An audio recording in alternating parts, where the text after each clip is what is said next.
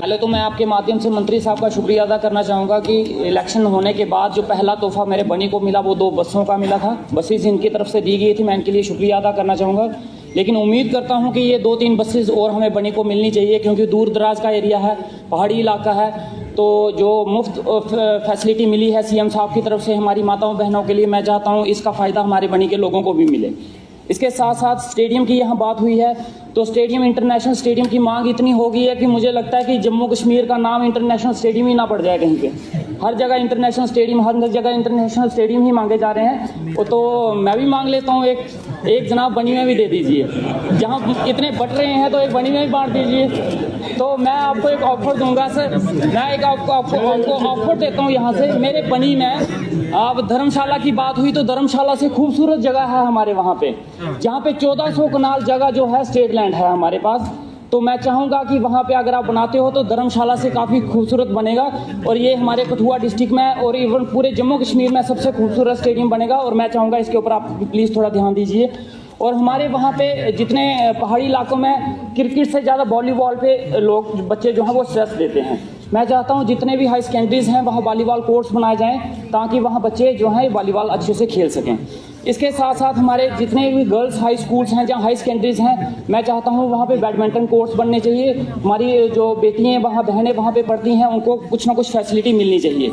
Food and supply की बात यहाँ पे आई है। हमारे वहाँ पे काफ़ी टाइम से जो राशन डिपो हैं वो नए खुले नहीं हैं, और हमारे कुछ एरियाज ऐसे हैं जो पहाड़ी इलाके हैं जहाँ पे आज तक रोड, गाड़ी की फैसिलिटी पहुँची नहीं है, रोड की फैसिलिटी नहीं है। तो 5-5, 6-6 घंटे पैदल वन साइडेड होके चल के जाना पड़ता है, फिर जाके राशन लाना पड़ता है। और कई फैमिलीज ऐसी हैं जो राशन लेने जाती नहीं है, इस वजह से कि 4 घंटे पैदल चल के कौन वहाँ पे जाए। तो ऐसे एरियाज हैं जहाँ हमारे खद्दर कलोड़ है, ये लास्ट बाउंड्री है, इसके बाद हिमाचल शुरू हो जाता है। ये हिमाचल के साथ लगा हुआ इलाका है जहाँ पे रोड की फैसिलिटी नहीं है। मैं चाहता हूँ यहाँ पे राशन का एक डिपो खुलना चाहिए। बांजल जो बहुत बड़ा एक स्थान है जहाँ जोड़े माता का स्थान है, वहाँ पे भी रोड की फैसिलिटी नहीं है, और इन लोगों को भी 4-4 घंटे पैदल चल के आना पड़ता है। मैं चाहता हूँ एक राशन का डिपो वहाँ खुलना चाहिए। पड़ेतर और जुनाना, ये भी एक ऐसे एरिया हैं जहाँ पे 4-4 घंटे पैदल चल के जाना पड़ता है। मैं चाहता हूँ यहाँ पे जो है ये राशन के स्टोर खुलने चाहिए। और मंत्री साहब के नॉलेज में एक चीज़ लाना चाहूँगा, और सीएम साहब के नॉलेज में भी लाना चाहूँगा।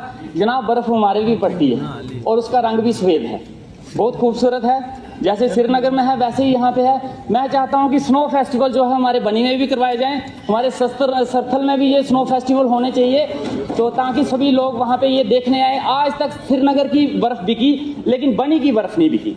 बनी की बर्फ़ बेकार चलेगी, और मुझे उम्मीद है जो आज तक नहीं हुआ वो अब होगा।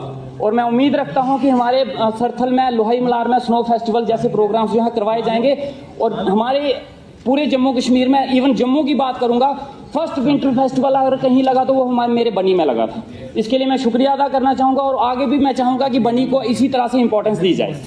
इसके साथ साथ राशन कार्ड की यहाँ पे बात हुई, ये सभी ने कंसर्न दिखाया है, और ये बहुत इंपॉर्टेंट इशू है। बहुत से लोग हैं जो राशन कार्ड की हमारे पास डिमांड्स लेके आते हैं, लेकिन हम कर भी क्या सकते हैं। हम मंत्री साहब के साथ बोल सकते हैं और सीएम साहब के, और मैं चाहता हूँ कि ये इशू जल्दी से जल्दी सॉल्व आउट होना चाहिए। और सर, हमारे एक यहाँ पे ब्लाइंड क्रिकेट एसोसिएशन है हमारे जम्मू में, जहाँ पे जितने भी प्लेयर्स हैं वो सारे ब्लाइंड्स हैं। उन्होंने आज तक 7 नेशनल्स खेले हैं, लेकिन उनको आज तक सरकार की तरफ से कोई फैसिलिटी नहीं मिली, और वो लोग अपने खर्चे पे, अपने पैसे पे नेशनल्स खेलने जाते हैं। मैं चाहता हूं उनको किसी काउंसिल के साथ एफिलेट किया जाए, जैसे कर्नाटका, केरला, उड़ीसा, हरियाणा में उनको एफिलेट किया जाता है, इनको भी किया जाए, ताकि इनको कोई ना कोई फैसिलिटी मिले। ये बेचारे अपने खर्चे पे चल रहे हैं, और कहीं ना कहीं ये अच्छा खेलते हैं, और उनको हेल्प मिलनी चाहिए।